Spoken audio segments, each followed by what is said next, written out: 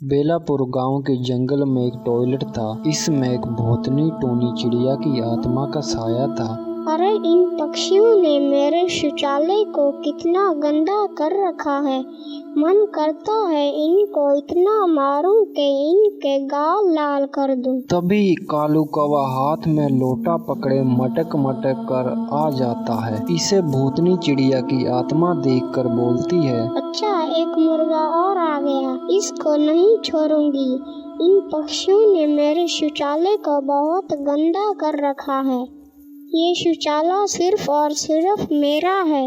मैं इनको शौचालय इस्तेमाल करने देती हूँ तो ये सोचती हैं कि इनके बाप का है। मुझे पता है कि ये मेरे शौचालय को साफ करके नहीं जाएगा। अब मैं शौचालय के साथ साथ इसका भी सफाया कर दूंगी। इतना कहकर वो भूतनी चिड़िया वहाँ से गायब हो जाती है। तभी कालू कौवा लोटा लेकर इस शौचालय के अंदर चला जाता है। फ्लैश बटन नहीं दबाता और दरवाज़ा खोलकर सीधा बाहर की तरफ जाने लगता है। तभी इसे ज़ोर ज़ोर से हंसने की आवाज़ सुनाई देती है। हा हा हा हा, कौन है? अरे मुझे इस तरह कौन डरा रहा है? तेरी मौत तुझे आवाज लगा रही है। तू यहाँ पर टॉयलेट करके जा रहा है, लेकिन तूने फ्लैश का बटन नहीं दबाया, इसी वजह से अब तुम्हें मरना होगा। इतना कहकर भूतनी टोनी चिड़िया की आत्मा इसे टॉयलेट में डालकर मार देती है। इसका लोटा बाहर रह जाता है। इसे देखकर टोनी बोलती है, अब मैं यहाँ पर किसी को नहीं छोड़ूंगी। इन पक्षियों ने मुझे बहुत दुखी कर रखा है। जो भी आएगा मैं उसको जिंदा इस टॉयलेट में दफन कर दूंगी। अगले दिन इसकी पत्नी इसे ढूंढते हुए शौचालय के पास आती है। बाहर इसे कौवे का लोटा नजर आता है। ए भगवान, आखिर मेरे पति को इस चुड़ैल ने मार दिया। भगवान जाने इस भूतनी चिड़िया का क्या हमने बिगाड़ा है जो ये हम सबको इस तरह मार देती है।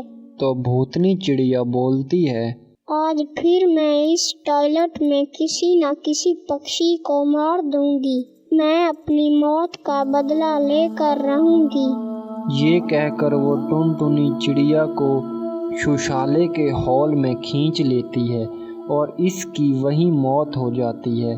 जंगल में अब परिंदे कम होने लगे थे।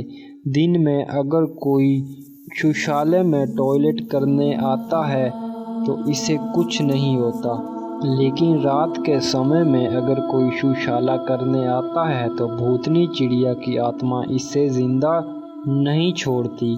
इसलिए रात के वक्त पक्षियों ने टॉयलेट जाना छोड़ दिया। अगले दिन हमारे जंगल में अब धीरे धीरे परिंदे कम होते जा रहे हैं। इस भूतनी चिड़िया ने बहुत आतंक फैला रखा है। हमें इस भूतिया चिड़िया की आत्मा का राज लगाना होगा। हमें इस आत्मा से एक बार बात करनी होगी। तभी सारे पक्षियों का बादशाह चील पक्षियों के साथ शौचालय में आता है।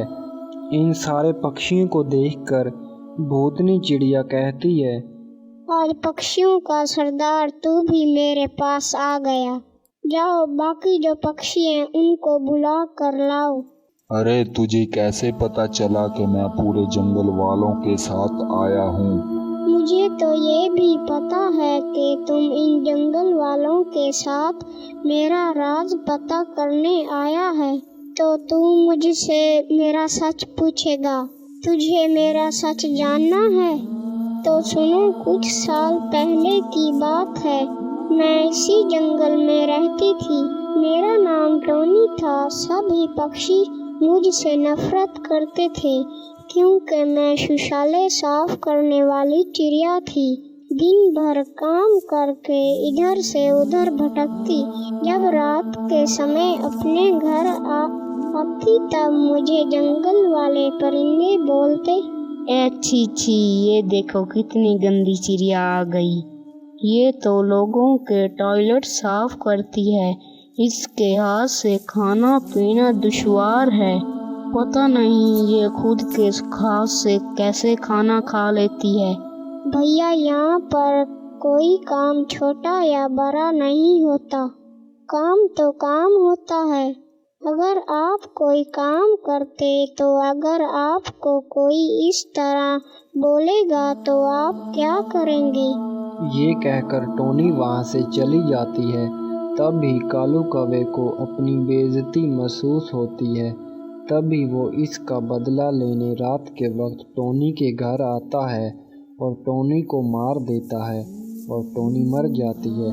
कालू कौवा इसे मरा हुआ देखकर इसे टॉयलेट में गाड़ देता है। तब से ये शुशाला मेरा घर बन गया है। दिन के समय तो मैं किसी को कुछ नहीं करती, लेकिन रात के वक्त जो भी इधर गंदगी मचाने आता है मैं उसे मार देती हूँ।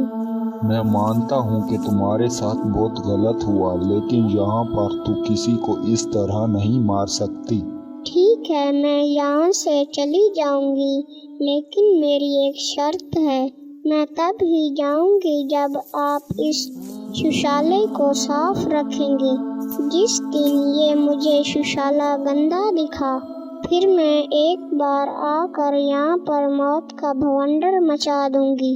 जंगल के सभी पक्षी टोनी की आत्मा की इस बात से सहमत हो जाते हैं और आगे से शुशाले को साफ रखने का वादा करते हैं। अब टोनी की आत्मा वहाँ से चली जाती है और वो सब खुशी से